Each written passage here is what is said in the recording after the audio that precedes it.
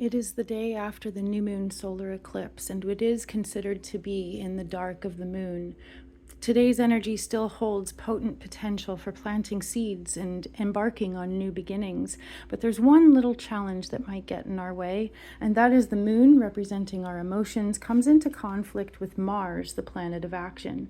And because Mars is in Cancer right now, the action that we're taking is seeped with emotion. The choices, the decisions, the ways in which we propel ourselves through life right now, it's coming from a deep emotional place that might not necessarily even have so much to do with what's happening right now, but everything that led you to this point. You know, oftentimes the quarrel that's happening, the fighting that's happening, it's not just with other people, it's inside of our heads. And the ways in which we drive ourselves crazy are the ways in which we think about how maybe we missed opportunities, maybe we made the wrong choice. But when we're thinking about choices we made in the past and then trying to make up for it in the present moment, sometimes things get really convoluted. The moon right now is in Libra, putting a highlight and a focus on not just companionship, but partnership and the ways in which we can lift each other up or elevate our life experience. But what happens when we are in close partnership or close companionship with people that are metaphorically drilling holes in our lifeboat? Then what? You know, it always starts with a conversation like, hey, this is kind of bothering me, or this is working against our collective efforts. But often the reason that communication breaks down and that conversations don't achieve their desired goals or ends is because parties spend a whole heck of a lot of time arguing about reality. And how often have you been unable to reach some sort of agreement or resolution or even validation because you enter into a conversation and you can't even agree on the chain of events or the reality at hand, right? At that point, all is lost.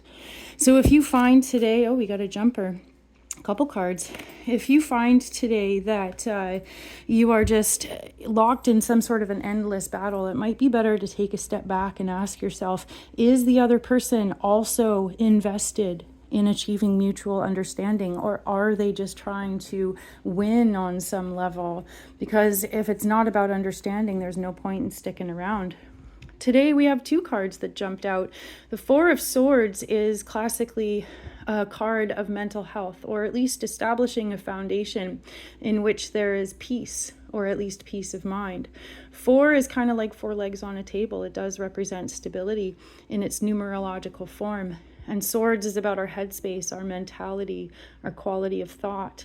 In this deck, we see a representation of the upright position, as well as the reversed position. The reversed position is kind of like somebody really needs to take space because they're really struggling. We see bandages and it looks like maybe they're laying in bed. Sometimes that is the thing that we need is just to put the phone on do not disturb, lock the doors, take space for yourself, because when you are undisturbed, then you can reestablish a foundation of peace. But peace of mind should be a starting point, and to kind of hold a boundary and say, okay, well, you can think that, but I'm going to think my own thoughts. I'm going to evaluate the evidence in front of me. There has to be that division, and we can't always agree on everything, right? People are always going to see things differently. But the Nine of Pentacles reminds us how important it is to not chase. The wisdom of peace that exists when both parties are invested in mutual understanding. Even if both parties don't understand each other, there will be a lot of effort of communication being like, okay, well, I don't get it, but I'm going to try. Maybe if you use different words, you know what I mean? But if somebody puts up a brick wall and says, I don't understand, therefore you're wrong, there's no point in chasing it down. And sometimes we end up stuck in relationships because we think, okay, well, maybe if I just phrase things differently, maybe if I just put it a different way, maybe I can prove who I am, or maybe I can get this person to understand what I see, But if you try and you find yourself chasing and it's just not happening, it's quite possible it's because the other person is unwilling. Anyways, I hope you guys have an amazing day. Allow this energy to transform you and Consider, how can I continue the efforts of the new moon solar eclipse? How can I really solidify and help these seeds, these new beginnings, to prosper and grow and thrive?